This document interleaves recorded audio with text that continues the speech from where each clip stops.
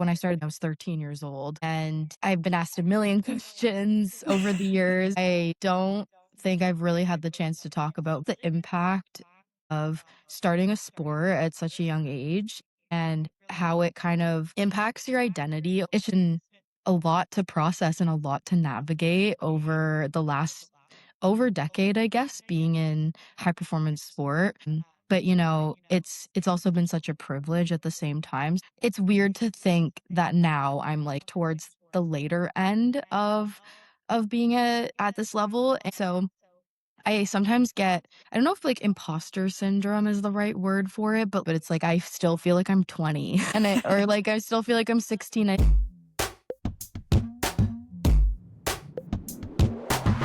Welcome to Athlete Actually, the women's sports podcast where we ask the questions athletes actually want to answer. I'm Elizabeth Montavon, a professional water skier and marketing strategist, and this show is produced by Parity, a women's sports marketing and sponsorship consultancy.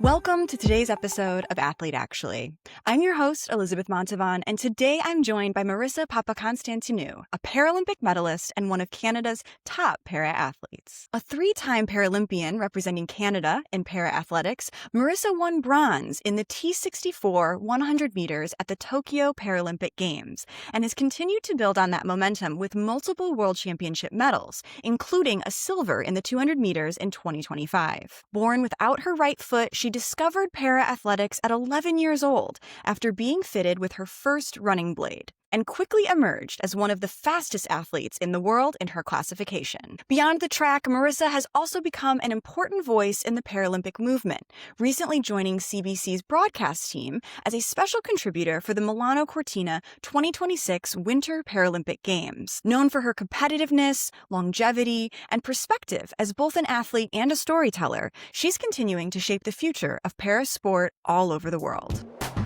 This season of Athlete Actually is presented by DNA Vibe.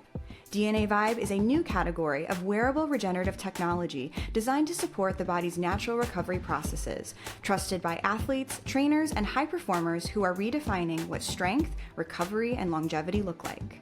DNA Vibe's patented wearable devices combine non-thermal red and near-infrared light, micromagnetic signaling, and microvibration to work in harmony with the body's natural processes to support circulation, comfort, and overall well-being, helping you move better, recover smarter, and stay in the game. If you're training hard or simply want to feel and perform your best, you can learn more at dnavibe.com/recovery. But before we get into today's conversation, I want to start with On Our Radar, one thing from the world of women's sports that's caught our attention. Here's the headline. New valuations from both Sportico and CNBC show just how dramatically the value of the WNBA is rising. The context? Well, depending on the report, the average WNBA franchise is now valued somewhere between roughly $425 and $460 million. And for the first time ever, a women's sports team has crossed the billion-dollar mark, with the Golden State Valkyries reportedly valued at a cool $1 billion. Sponsorship growth is accelerating too, with league partners reportedly up 40% year over year as more brands look to get into the ecosystem. My takeaway? What's happening in the WNBA right now is bigger than basketball. These valuations are signaling long-term confidence in women's sports as a business and proving that investment, expansion, media visibility, and brand buy-in are all starting to compound in real time. So that's what's on our radar, and this is Marissa Papaconstantinou. Marissa, thank you so much for joining us. How are you doing? I'm good, yeah. How are you? I'm great. I'm so excited to get to know you better as an athlete through this process. This is honestly my dream. So what have you been up to lately? What's on your calendar? Yeah, it's been honestly a very interesting year for me because I have kind of a down year for competition. There's the Commonwealth Games, but they don't even actually have my classification for my event, the 100 and the 200 meters. So I actually get to, prioritize some other things in my life, which has been really nice. Just actually in March, I was part of the CBC broadcast for the Milano Cortina Paralympic Games. So honestly, it's just been really cool to, again, dive into endeavors that I don't normally have time for in a high competition year, whether it's leading into like a world championships or Paralympic Games. So yeah, it's just been really fun to experience different parts of my life that are also like important to me and things I wanna pursue when I'm done being an athlete. So, yeah, it's been interesting, and I'm enjoying navigating all of it. That's so incredible that you took the leap into the side of media, especially at the Paralympic level. I think that athletes make the best storytellers around sport. And so when I saw that you were a guest broadcaster for Milano Cortina, what a perfect fit that is. So I love that you've been able to add that to your resume. In the vein of athlete stories, I would love to ask you, Marissa, what is your sports story that no one has ever asked you about? Yeah, I think, I was trying to really think about what I haven't been asked because I've been in sport for such a long time and I've been in, I guess, like the media side of things for a really long time. I'm still young, I'm only 26, but I started this all when I would say like if I start like when I started the journey, I was 13 years old and I've been asked a million questions over the years.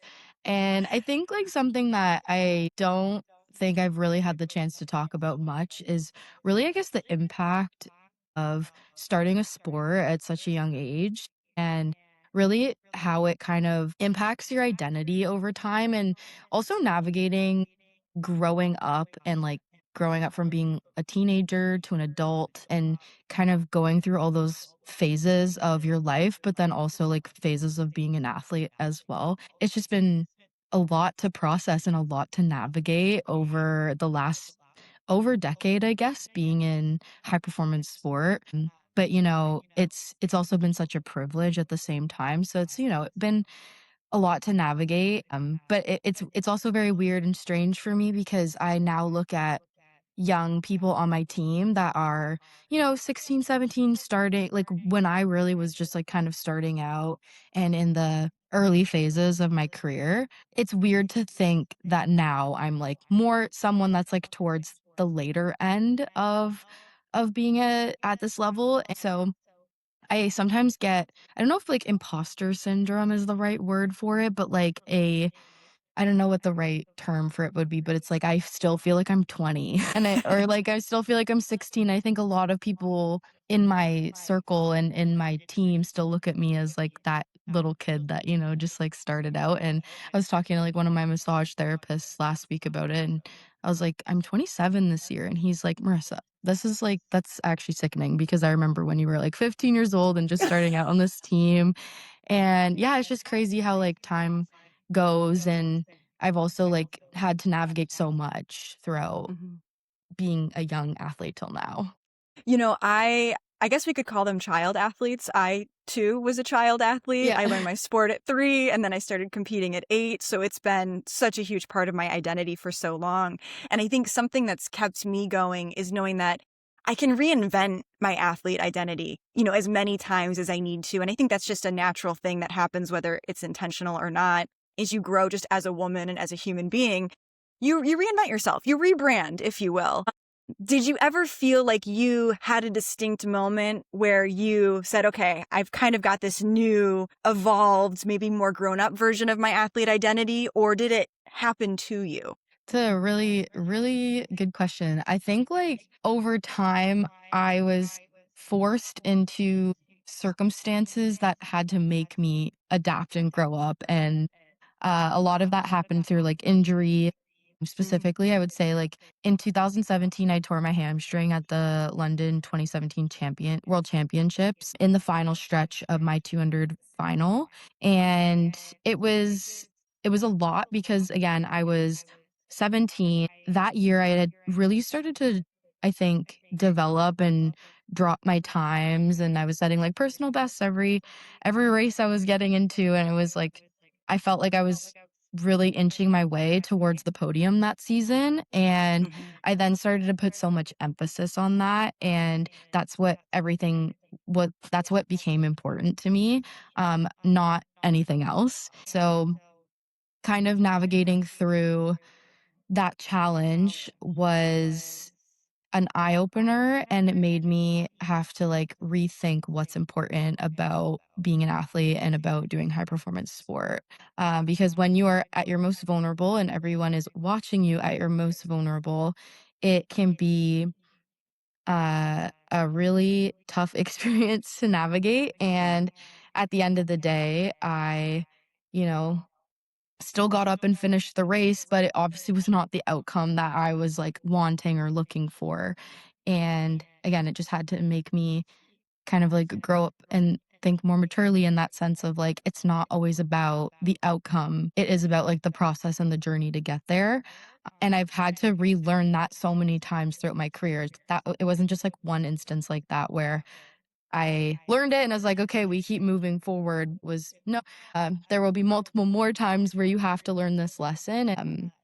Not looking at the outcome, the final result, and compare that to your value, your worth, and what you are providing to yourself and to the world. I learned that again, like 2 years later, I got injured in that season, and then again was putting so much emphasis on podium finishes because again, it was like very much in reach. It was a very realistic goal and expectation I was setting for myself. But then again, like my life had other plans. There were things that were out of my control that took place. And I think the biggest part through that is learning how to navigate through uncontrollable circumstances.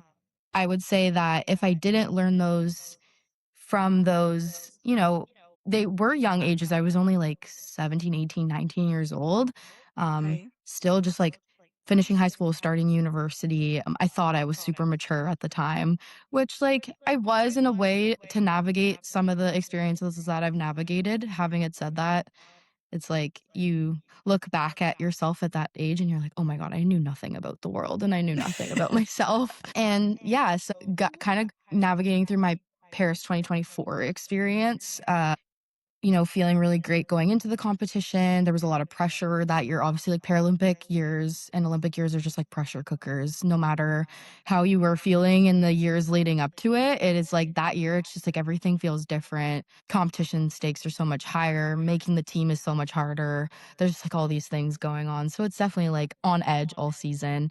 But I think I was Yeah. handling it to the best of my ability and as like again a more mature athlete and like showing up to Paris and feeling like I was in great shape and in great shape to perform to then, getting COVID and then having to navigate the entire competition with an illness. And, sometimes like you can give it your all, but your all is not going to be enough. And so it's like knowing in those moments that's like you can do everything you can, but it's just not going to be enough. And that was okay. And I think that's where I realized there was so many other things I had accomplished that season that I needed to take away the heaviness and the emphasis on the fact that I didn't medal at the Paralympic Games, but that, I was on billboards all over the city of Toronto that year and with my running Yeah. blade on. And that, like, to me, I look back at that and it's such a huge accomplishment for not just myself, but Paralympic sport because people all over Toronto and all over Canada were seeing someone in a high performance sport environment with a running blade on. There were just like moments throughout the season. I set personal best that season still. There were a lot of other things that I accomplished that it wasn't just about the medal at the end of it all. So it's like yeah, having to change that narrative around your value and your self-worth when it comes to performance. And at the end of the day, only 3 people can stand on top of the podium, and I've had the privilege to do that 5 times throughout my career. So it's just you still have to take those moments, and it makes also like when those moments have happened, it makes them that much extra special because you realize how hard it is for those moments to happen. So yeah, sorry, I just like threw so much at you, but that's been it in a nutshell. No, I love that. That is, in fact, the whole point of the show. And your perspective is absolutely brilliant. To navigate injury at a very young age on the professional stage, that's not only physical trauma, but it is a type of mental and emotional trauma. And when you're doing it with eyeballs all over you, right? Thousands, hundreds of thousands of people who know what's going on in your story, and you don't really have anywhere to hide. As a young person, you're not just dealing with the trauma that's happening to you. You also start thinking about what does everybody think about me and how I'm Yeah. handling this trauma, right? And it's a lot, and it does force you to mature in a certain way. What would you tell the parents of a young athlete who's injured? What would you tell the coaches? How can those adults in that young athlete's life best support them from your perspective now with everything you've achieved? That's a very good question because I think a lot of the reason why I was able to navigate all of those difficulties throughout my track experience was because of my family, my parents, my sister, my partner, like people who have just been in my corner, my coaches, all the, team that has been around me for so long. Honestly, I would tell them to give grace, but also like tough love at the same time, which is kind of like a funny combination. And there's a balance for sure. I think my family specifically was really good at giving me grace and like understanding that sometimes like it was really hard on me mentally and emotionally and like on my mental health to navigate some of those injuries and then the expectation of performing and then kind of measuring my self-value to those performances. But having it said that, there were definitely some like pity parties that were thrown throughout that time when I was like rehabbing or when I was trying to get back to being the best version of myself. They weren't having any of it. So it was a good balance of like having the support, but also having that very realistic wake up call of like this is the reality and this is what athletes at your level deal with. And we are here to support you, but you have to have a positive attitude about this and you have to be able to keep, putting one foot in front of the other because having a negative attitude is not going to help your recovery. It's not going to help your sleep. It's not going to help anything that will assist in making you better. I think you articulated that so well, though, that it really is a balance of you need to give the individual grace because they're going to behave in ways and they're going to say things that they don't really mean because they're just going through it. But they do need that guidance and that tough love to get back on the path. And, our loved ones love us for a reason and they want us to succeed and they want us to do well. And when I think back on, some of my biggest injuries in 2022, I had a crash where I dislocated my skull. And so coming back from that was a nightmare and I had no confidence. And I was certainly very moody because that was a head injury. But I had people in my corner who they gave me that tough love.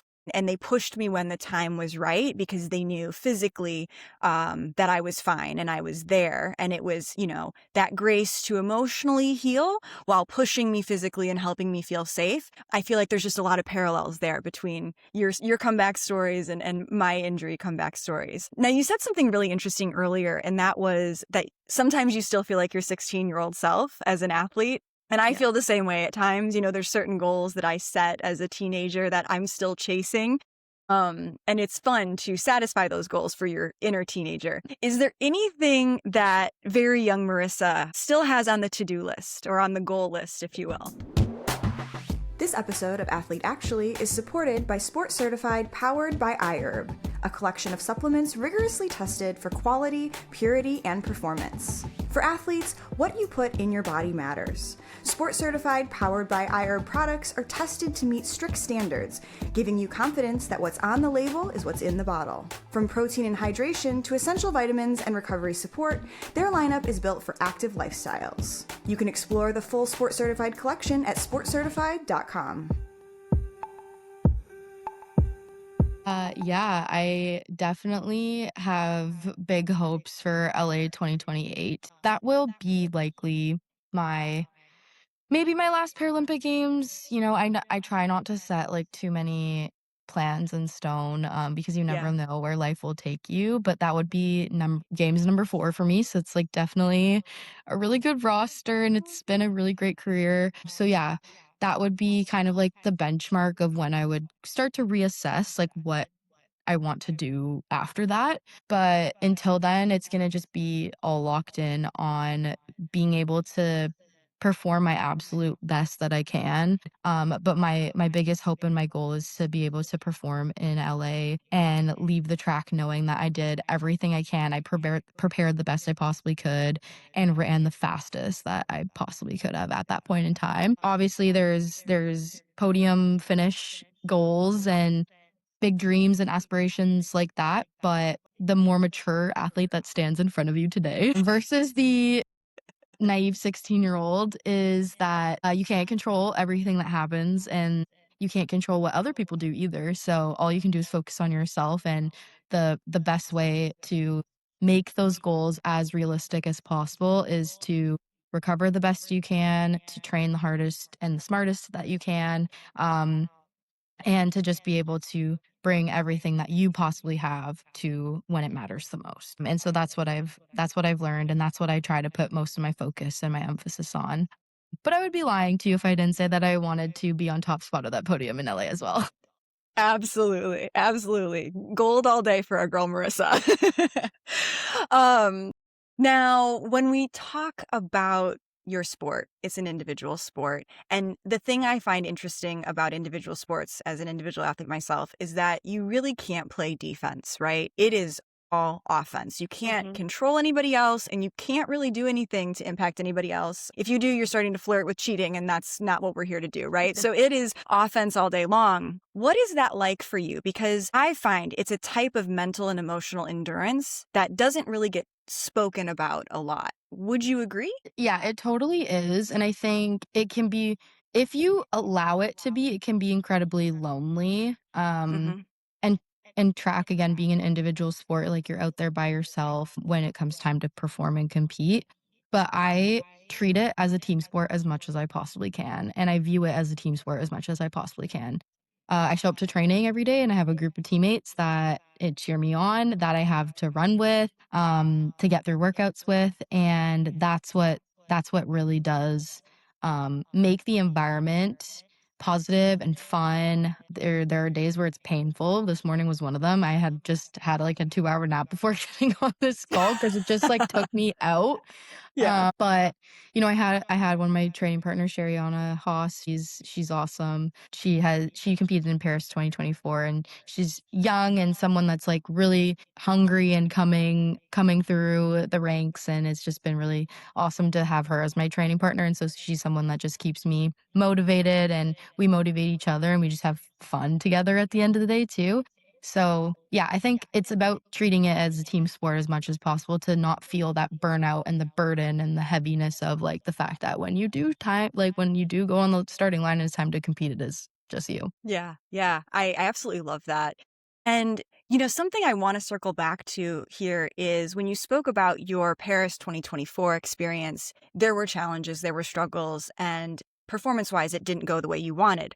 But you were on billboards all over Canada, which means your running blade was on billboards all over Canada. And that visibility into Paris sport is so important, and Mhm. especially for youth in sports. Can you tell me a little bit about where you stand on advocacy in para sport? Yeah, I mean, I feel like my role beyond just being an athlete, it's someone that wants to work in the media, because that I think has a lot of power to change people's minds and attitudes. And I think being part of the CBC broadcast for Milano Cortina was just like an incredible opportunity to do so.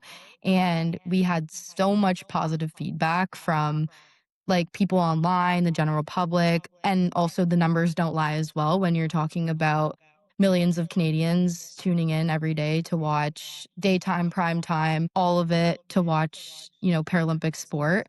That's truly where I feel like the movement is really going in the right direction. In terms of the sport itself, there is so much development that's already taken place even since I started. The competitiveness, the high performance mentality that all of these athletes take into year after year, competition after competition, and how the sport is growing from the grassroots level up is really incredible. But again, like I just look at it from like a top down approach, and if you're putting this content on people's TV screens and they're consuming this content, it's just gonna allow the sport to grow further, because there's gonna be hopefully like a little Marissa out there that saw, either me racing in Paris or watched the last Winter Paralympic Games and felt really inspired to try parasport. And that's really what it's about at the end of the day. It's growing it for the next generation, leaving it better than you found it. And it's changed so much since I started. And Yeah. that's something really incredible that I will be able to say confidently that when I leave sport, I will leave it better than I found it. That's so beautiful. And I want to jump up and down right now if it wasn't inappropriate that you got so much positive feedback and such high viewership numbers after Milano Cortina. I mean, that is exactly what any of us who work in sport want to Mhm, hear. And it's what the para movement really, really deserves. mhm. Now, on the show, I've had Kate Brim, who is a Team USA hand cyclist and a Paralympian. And I asked her this question, and I would love to ask you, especially somebody who has worked in the storytelling side of parasport, something that just doesn't get asked enough. And that is when media speaks on Paralympians and para athletes, they tend to center a lot of the story around the disability. And I Yeah. understand giving visibility to those disabilities. That's super important. But they miss so much of the total athlete story. So, given the experience you've had in broadcasting and as an athlete, what advice would you give to others in the media to tell a more holistic and interesting and full picture story about these incredible para athletes? That's a good question. I always look at the disability, the injury as context, but it's not the full story. Right. You obviously don't wanna shy away from some of these stories because they are incredible. Like, there is no doubt that someone who overcame a very traumatic injury to then being a Paralympic champion is like that pathway is uncomprehendable to average person, right? Like, Yeah. they're like, "How did that happen?" And you obviously wanna give those stories the space they need. Having had said that, there is a balance of advocating in terms of the performance and Hmm. what the athlete is actually doing at the end of the day. I think sometimes it can be too much emphasis on the sob story maybe or like the Mm. inspiration porn. We talked about that a lot during the Paralympic Games actually on CBC. Yeah. Um, and I think there's again, a time and place for it, but at the end of the day, a lot of the athletes that make it to the Paralympic Games also want to be recognized for their incredible athletic performances. And so it can be acknowledged, but it cannot be the entire picture and the entire story that's told because there's so much to share about these athletes and they Yeah. deserve to be shown as high performance athletes and not just someone who overcame and made it to the games. Yeah, absolutely. So, would you say that, if somebody wanted to learn how to speak more intelligently around the performance of a para athlete, you can just ask, right? Absolutely. I mean, you can ask questions. The thing it's really tough with disability as a whole because everybody does have a very different lived experience. I'm not Hmm. acquired, I'm congenital. I was born missing my foot, so I don't have any trauma. I don't know life any differently. I wore a prosthetic as soon as I started walking. Having it said that, someone that has a very different lived experience might feel differently towards how they want to share their story. And so I think it's always best practice just to ask what you're comfortable with and go from there. But having it said that again, there's in a fail safe option to just talk about their athletic performance. Right. Ask questions about, that you would ask an able-bodied athlete. Why does it have to be so different or so much emphasis on the disability?